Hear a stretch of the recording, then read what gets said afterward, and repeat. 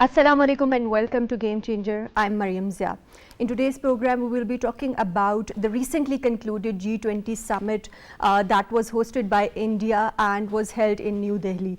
Of course, the theme of the summit was One Earth, One Family and One Future. But when we talk about India, there are a number of internal divisions that Indian society is facing today. We'll be talking about how India's policies are inconsistent with the recently concluded summit and its theme. Of course, when we talk about G20, it comprises of 19 countries and European Union.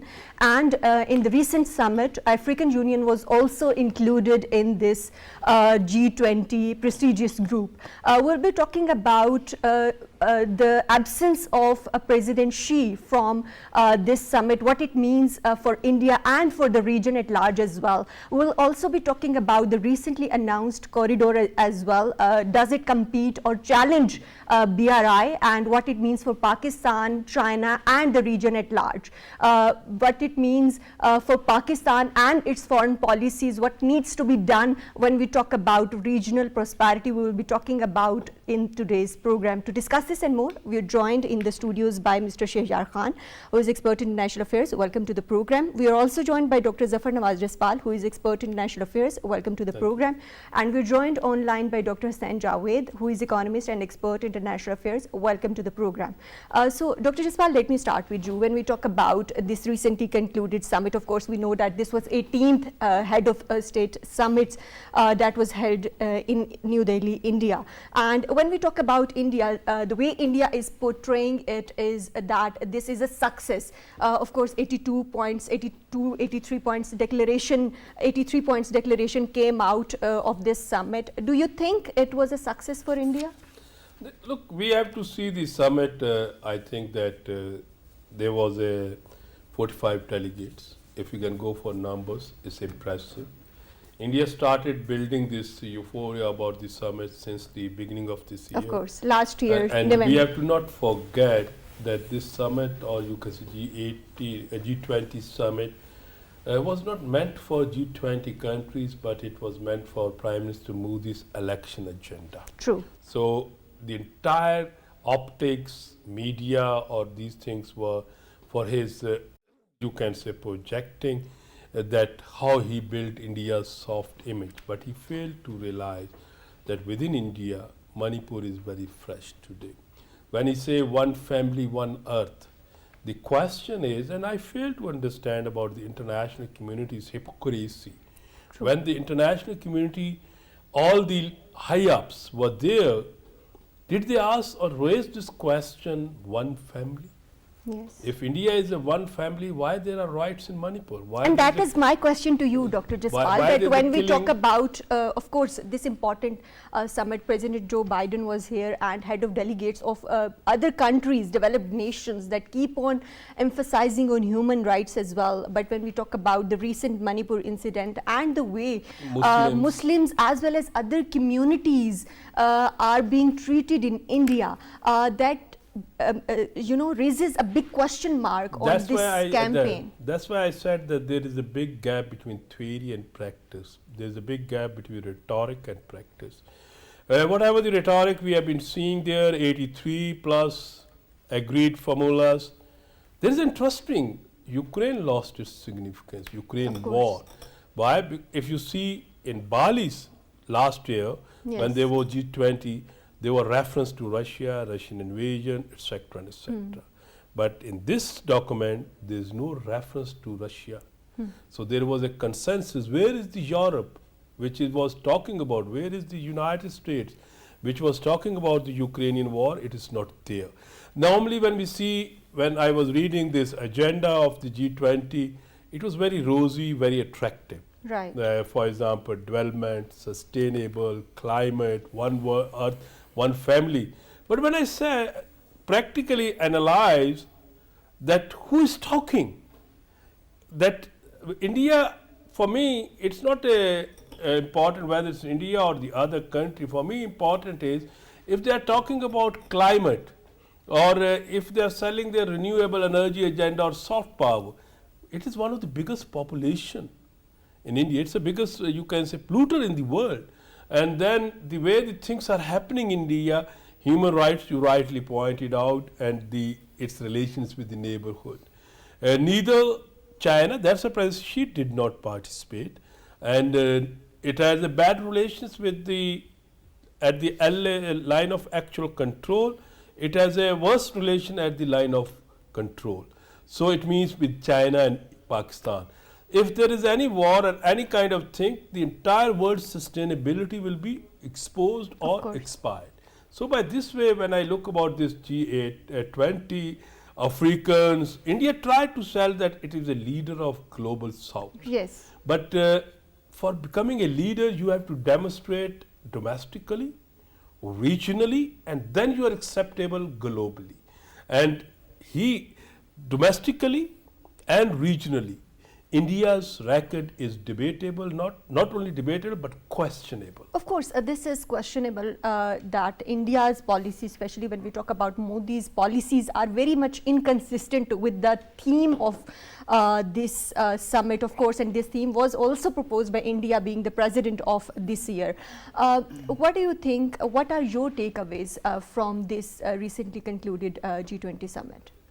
So, Mariam, what I basically observed when I was looking at this G20 conference was that the US and the Western allies were trying very desperately to give India a win. That is one of the reasons why there was this consensus that was like already developed. As we already know that President Xi, he did not attend the conference.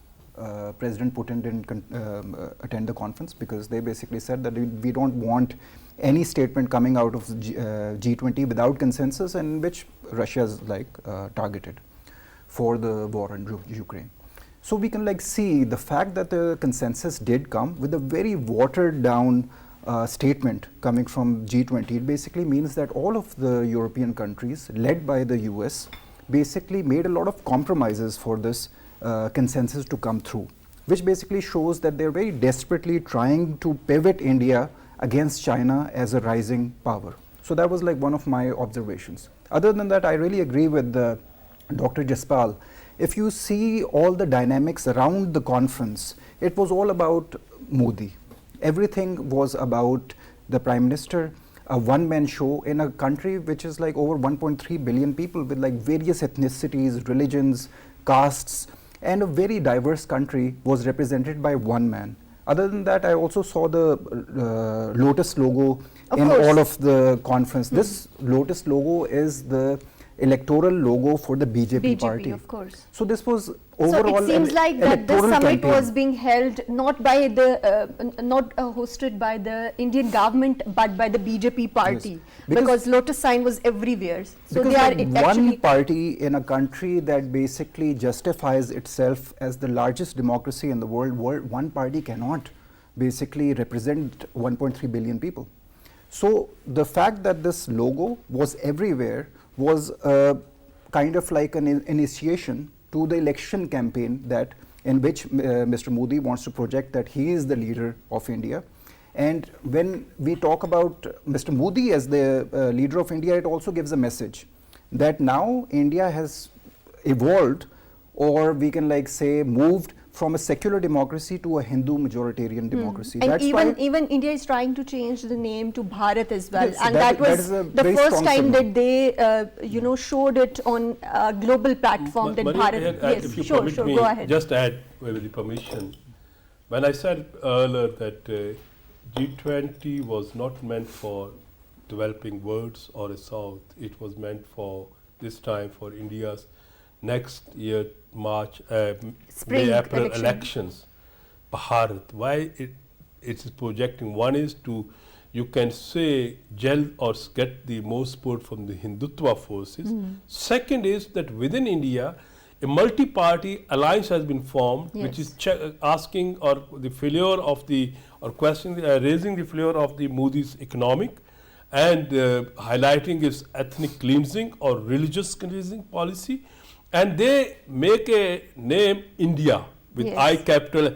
So now that's the very big challenge. And he started using Bharat and Mahabharata. So I fail to understand that in such a G20 or these leaders who are coming from the West, they were not able to talk about the Ukraine, and they are not able to talk about the India itself. Of course, and let me take the same question to Dr. Hussain. When we talk about this summit, of course, its theme, one earth, one family, one future, is very much inconsistent with the internal challenges in India. Of course, there is a rise of fascism in India, and the sane voices in India are also raising questions about this BJP regime and motivations towards making Bharat or India to a Hindu state. So what are your views on this, that how does international community and especially the leaders that came from across the globe are watching this in silence maybe? Are they just looking at the investment opportunities that India is presenting to them? See, first of all, what I say is Modi has just arranged this party for the big boys. I'm repeating myself. Modi has just arranged this party for the big boys, and by giving this a branding, of course, I can say that it is a fake branding: one earth, one family, and one future. And all of the seminar, throughout the seminar, they are using the word "ek prithvi, ek kurtuk, ek bhavish." So how can be one future? I mean, it is not about the future of the Southeast Asia. It is not the future of the Asia. It is about the future of the Asia at all. It is not about the Bharat. Bharat, they are using the word Bharat, and they coined the term Bharat. And what is the Bharat? Bharat is the name given to India. Its origin from the Sanskrit word Bharat, which stands for the Agni, mean fire. So they are creating an aggressive move, and which aggressive move it is goes to on to the creating the fire within the region, fire within the whole world, and creating just a well wishing for the for the whole world and for the West. It is not about the Southeast Asia. It is not about the peace and harmony, and it is about the hegemony, of course. And it is just about, Dr. Jaspal is very much right. It is, they are planning for the next win for the Modi. And now, what are the takeaways? The Modi has sought the position New Delhi as a voice for the global South and moved on the grouping into the People's G20. And let me clear you out that North-South is completely with the China. China doesn't need, doesn't need even to bother what they are, what India is. They are actually into the south of what we call it south, north-south. So whole of the South African powers are with China. They are the $420 billion in the whole of the South Africa. Now it is turned into the $820 billion, and they are just afraid of the Belt and Road initiative. They are afraid of the BRICS, and they are even afraid of the power of the BRICS, where China can veto Pakistan, then where China want to be the part of the BRICS member, and they are just afraid of it. And you can see that their, a cynical move that they called up Iran, and they are avoiding the Pakistan or avoiding other countries and President Xi, and they are creating the conspiracy that their growth matter, their internal growth matter, their domestic growth matter. They are into trouble in their GDP. There is none like this. The Chinese goes very well. They are focusing on their global development, not on the global development, rather focusing on the domestic development, and their reserves are getting so much better. But the growth perspective, one of the most important thing is it is just about the fake numbers. I mean, third on the economy or the fourth of economy, everybody knows that they are taking the Russian oil, clearing over there in Bharat, and now they are moving on to the area. But the failure comes in that the Russia foreign minister Sergei Lavrov disputed for the Putin at the summit, declared its success and thanks country to the global South for maintaining the consolidated position on Ukraine. Let me complete one more thing. And it's a Russia negotiators told journalists in New Delhi that the joint declaration was balanced and welcomed by the Moscow, because they don't even dare to call up anything in the declaration that they are against Right. the Russian move on the Right, Ukraine. and of course it raises a question on the declaration itself that Ukraine issue wasn't Yes. raised in this, but when we talk about, like Dr. Stan pointed towards the fake numbers that are coming out from India to portray itself like economic hub, but when we talk about the G20 summit and its venue itself, we know that thousands of families were shifted to makeshift housings, and what do you say about this inconsistency in Indian policies? Like, they are trying to cover those houses with green sheets so that the world couldn't see the actual position of the poor and the conditions they are living in, and they are trying to portray themselves as economic hub for the world to see. So Mariam, it was a very disturbing purging campaign against poverty that I basically saw as a run-up to the G20 conference. So all the slums around Delhi, a lot of them were also forcefully removed. Yes. The rest were covered with green Their sheets. houses were bulldozed. Yeah, and a lot of like culling of animals also took place. Yes. That a lot of like Western capitals are now basically pointing out. Animal rights activists, they've also complained that a lot of like purging and a lot of culling of wild animals also took place.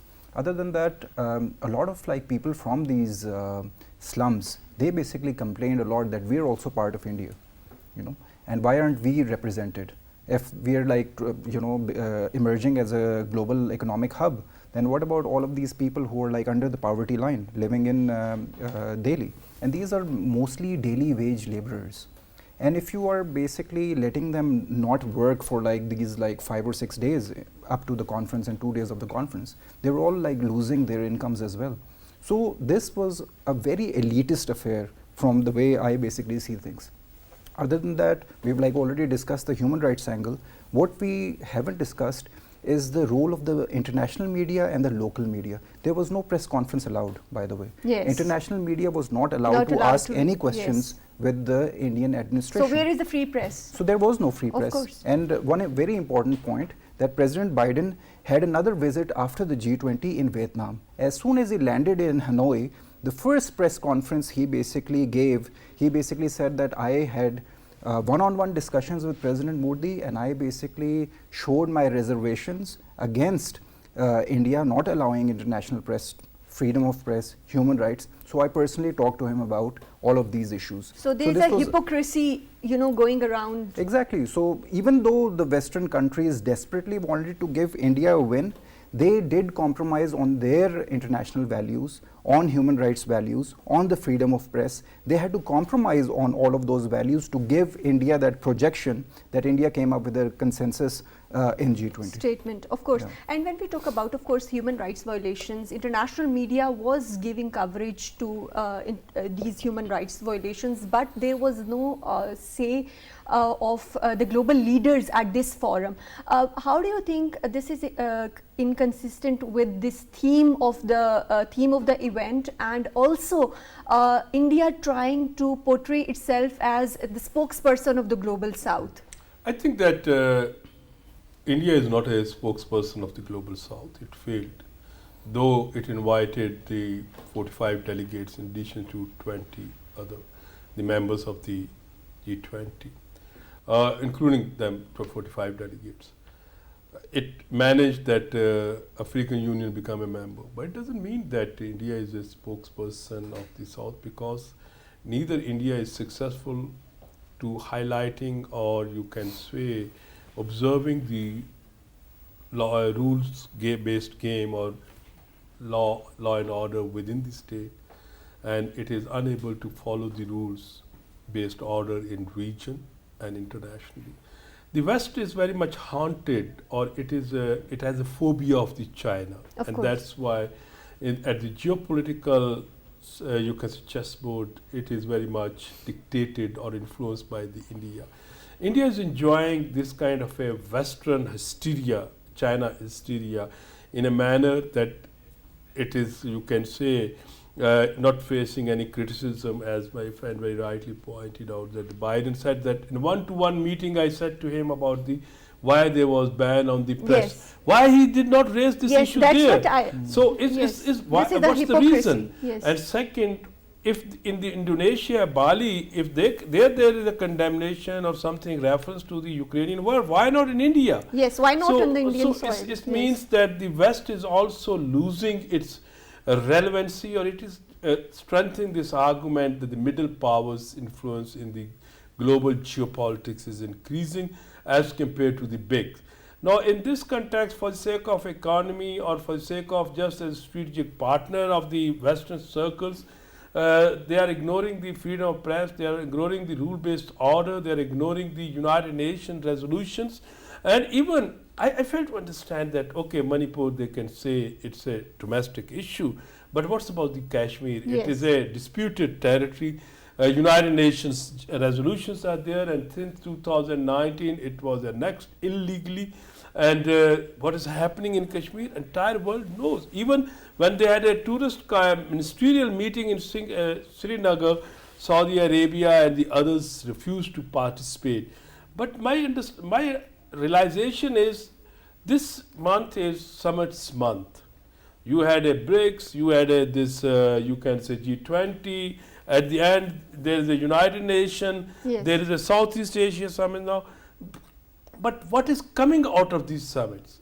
Yes, economic connectivity maybe, or flashing media sort of a thing. But when you say a rule-based order or a liberal economic world order or a win-win situation for the entire world, I think if we follow these kind of the jargons, they are missing in reality in this forum. Of There is course. a lot. If you see, the agenda is very attractive, but when we see who is saying how much is sincere with it, Yes. they are questionable. Of course, so India's domestic as well as international policies, Regional, of course, regional. regional policies are very much inconsistent with what it's doing at home. Of course, you pointed towards Kashmir. There were questions on international media of not including Ukraine in the declaration, but nobody talks about Kashmir today. So this is also very much inconsistent with how India is trying to No, portray I itself. fail to understand. Okay, I understand that Kashmir is our issue, or we were not part of there, or maybe they wanted But to when we talk appeal. about human But, rights but violations- interestingly, why there is a Ukraine is missing there? Yes, of course. That's exposed the entire Western narrative over human rights, over the territorial annexure, over the United Nations resolution's sanctity, and above all, freedom of press. Of course, this is very important, and we will be talking more about G20, what it means for the region, new alliances and dynamics emerging out of these multilateral organizations, what it means for Pakistan, but after a short break.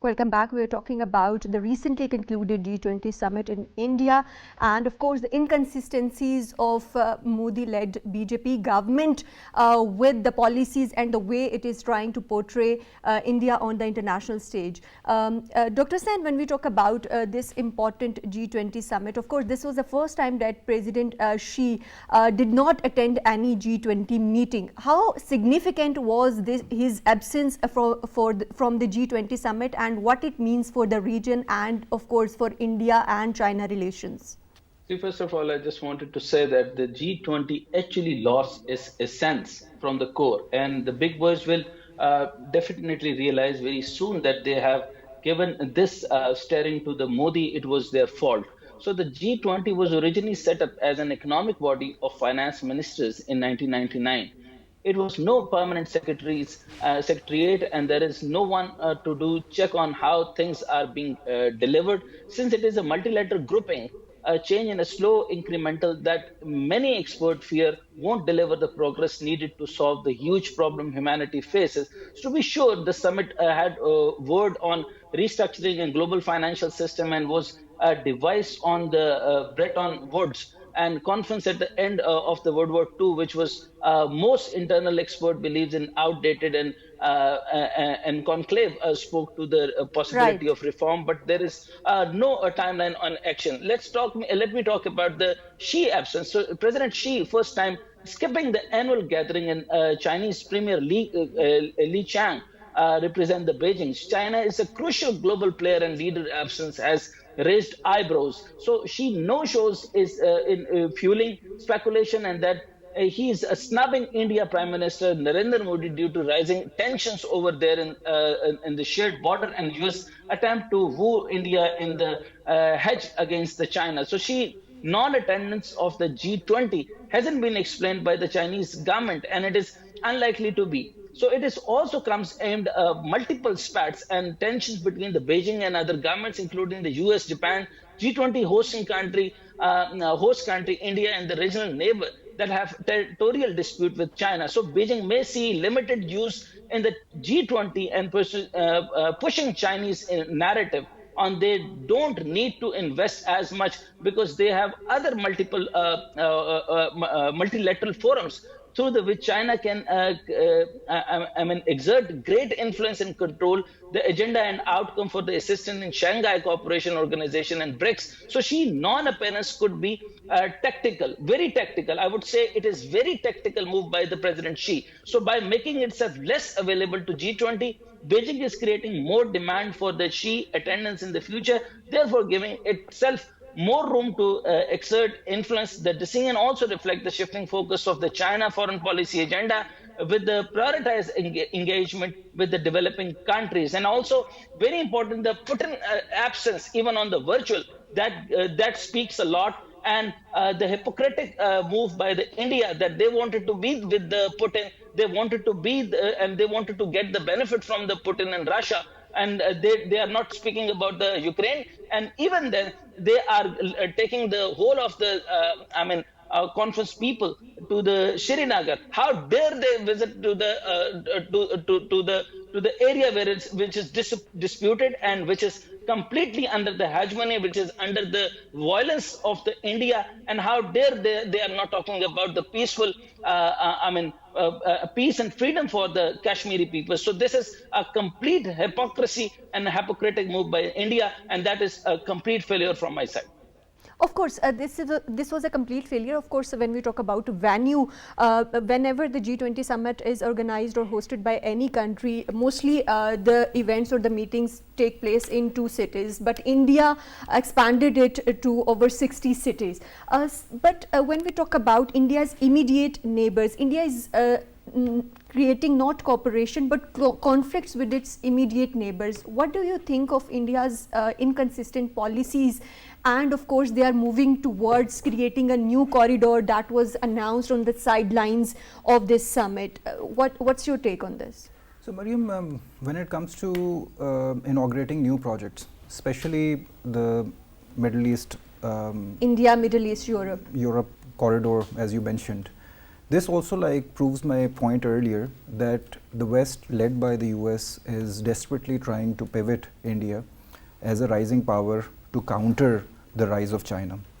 So this Middle Eastern corridor in India, I have also seen a lot of similar initiatives that were launched in 2021. If you remember, President Biden also announced another initiative, Build Back Better World, in 2021, and he basically said that we're countering China's BRI by launching this initiative, which will basically boast an investment of over $40 trillion. Since 2021, nothing has happened on that. When it comes to rhetoric, when it comes to plans on paper, and then translating them practically on ground, there's a huge difference in that. When it comes to this corridor, there are a lot of questions that are already rising. Middle East is basically the hub of geopolitics in the entire world, I would say.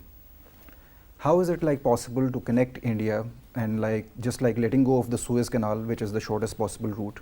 A lot of analysts were in the West saying that this basically brings down the costs and the distance by 40%. What about the whole regional dynamics when it comes to Middle Eastern countries and Israel?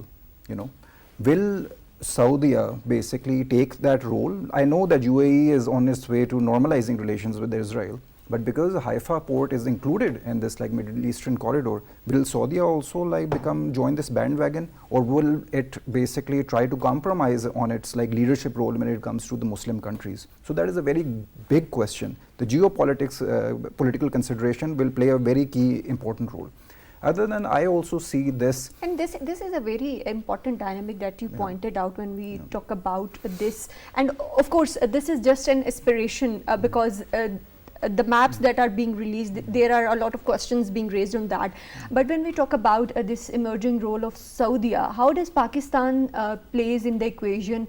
And of course, Pakistan also has an important strategic location. So how do you think that this Pakistan should be responding to this changing global and geopolitical dynamics? So your first part of your question, the role of Saudi is like very important in this whole dynamic. Recently, we've like observed that Saudi Arabia and the US were not on very good terms. Right. And this terms under the presidency of President Biden deteriorated a lot. And Prince Mohammed bin Salman and President Biden were not getting along on various geopolitical issues. Now, the China brokered peace deal between Saudi and Iran, that was of key significance, and it basically portrayed China as the new mediator in the world. Right. And it was like being shown that Saudi is now trying to get closer to China, become part of the whole BRI network, and it has also very recently announced major investments into Pakistan as well.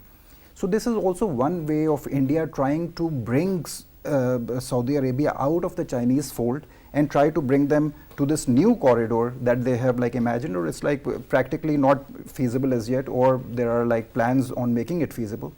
So this is like India trying to show that we are also mediators in this world, and trying to say that we also have, you know, leadership in the global south. So this is like one way of geopolitical wrangling rather than an economic corridor. That's how I basically see it right now. The fact that Saudi will be very careful on how to basically play its cards on, I personally don't think Saudi will be taking sides in this whole like geopolitical wrangling that is like going on. Right. They will try to use their influence, their geopolitical position on getting benefits for Saudi from all stakeholders involved, and try to make a win-win situation. They will not be going into bloc politics and like compromising on their interests. Dr. Jaspal, what's your take on this? That when we talk about connectivity and this recently announced corridor, do you think that this project is going to be creating some more diplomatic or geopolitical tensions in the region? And also when we talk about China's BRI in this whole equation? Look, I think that when we look about the economic corridors or these kind of the arrangements, their primary objective is to mitigate the tensions and establish causality and working win-win for both or for everyone. Ironically, when we see the Belt and Road Initiative and then the Americans, as Shahzad pointed out, Build Better World, which was a non-starter, started with the G7, that initiative failed. That was to balance it or check. Then there was another, and this is not a new Indians and Americans initiative. In 2010, in Chennai, the Secretary Hillary Clinton made this statement, which they call it New Silk Route, which was a north-south transportation corridor, starting from Mumbai to going to Chabahar, Zaidan, Kandahar, up to Central Asia. Now this is also an interesting corridor, but without minusing Pakistan, they are saying that okay, shipping industry start there, go to the ports of the Middle Eastern, and from there there will be a track, etc. That is a good thing, but impractical. For the time being. Do you think this is going to impact China's interest in the region? I think it will be India's initiative, and the Western countries thinks that the China's interest can be balanced or checked in the region. But neither India has a potential nor Western countries have a potential, because for that they need to have $1 trillion investment. Here they are engaging the Saudis. They forget Saudis are very cleverly moving in this case. They have a very hard terms with the Americans that if you talk about give us a defense missiles, technology transfer, nuclear deal, you can say civilian nuclear deal, high-tech technology, what you call it, military technology, and a big concession by Israel on Palestine, which is impossible for the Americans to give. Second is, yes, Saudis are independent actor in this region. They are selling their oil to India, and that's why India is a big market, attractive for them. But Saudis are equally interested to invest 25 billion plus. They recently announced to invest in the Pakistan's mineral and mining sector and other sectors along. And Saudis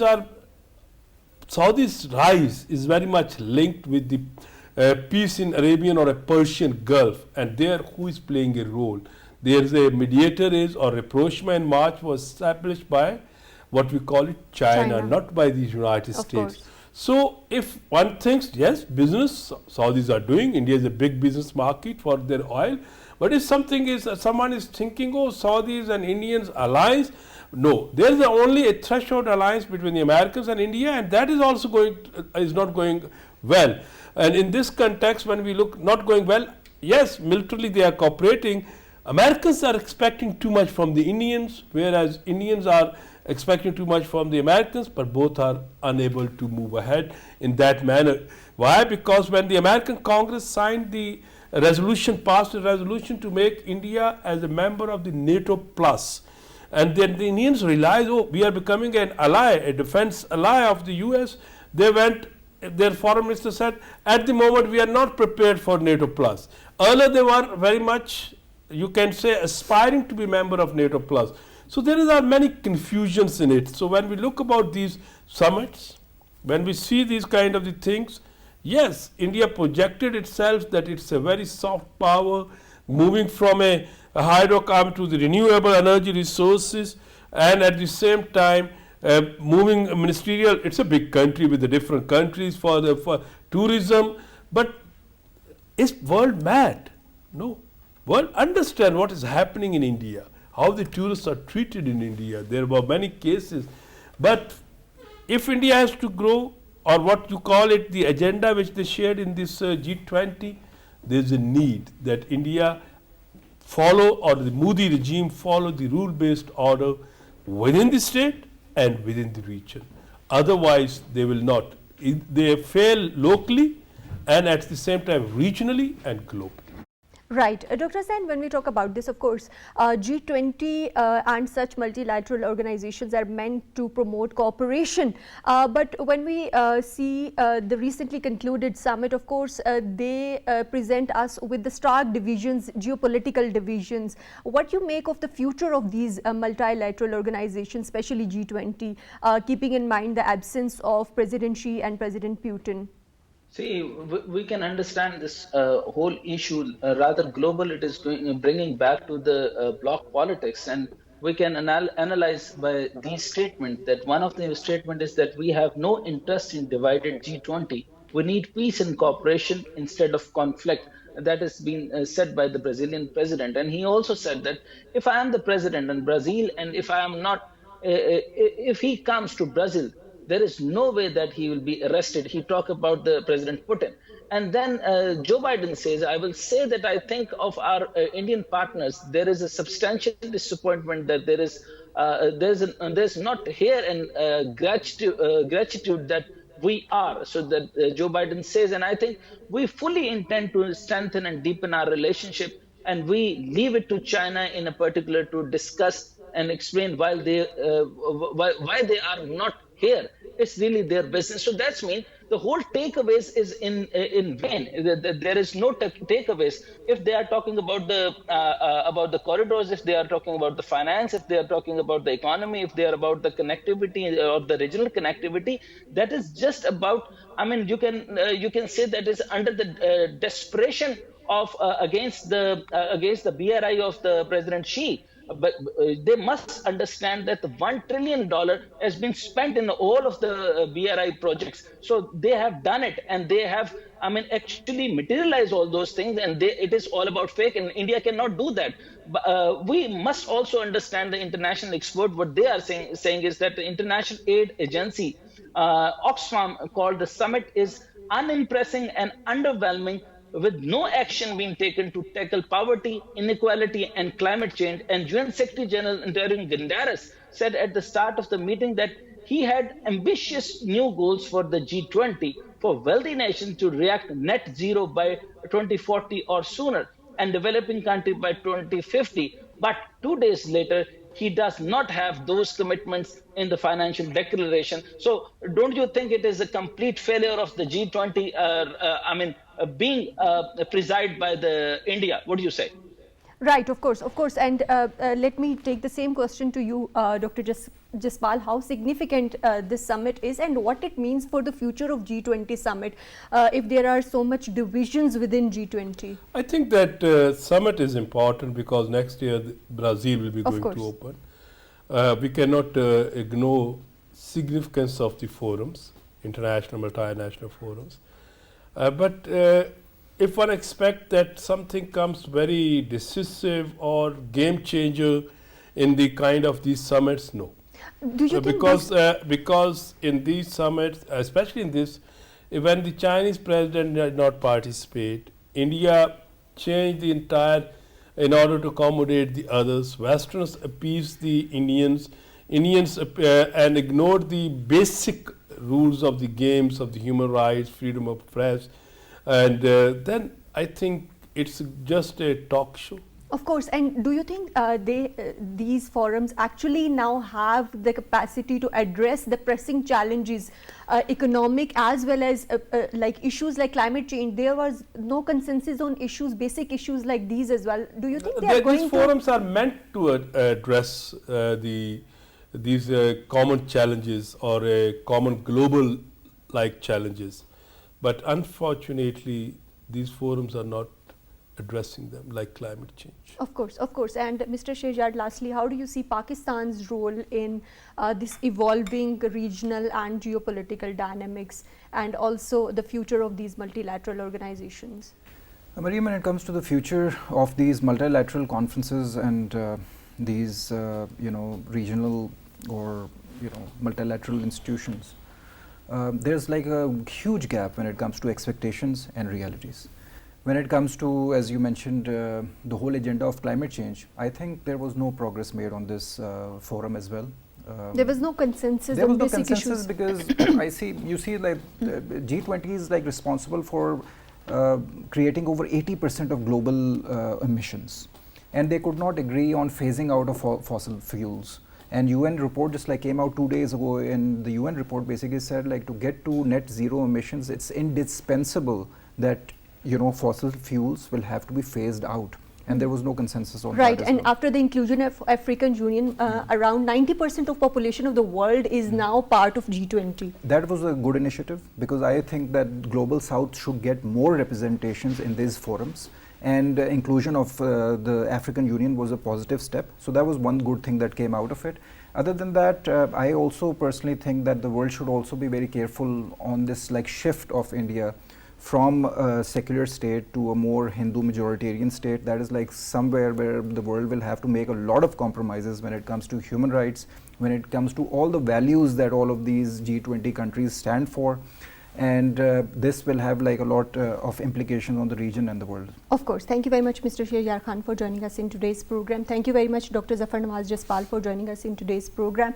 Thank you very much, Dr. Hasnain Javed, for joining us in today's program. Of course, the theme of G20 summit was One Earth, one family, one future. But when we analyzed this G20 summit, there's a stark divide within India that is posing challenges. And even when we talk about India's domestic as well as foreign policy, there are divisions. But when we talk about this changing regional dynamics, what it means for Pakistan, this is time for us to reflect as well. And of course, there is much that needs to be done for regional prosperity and regional connectivity.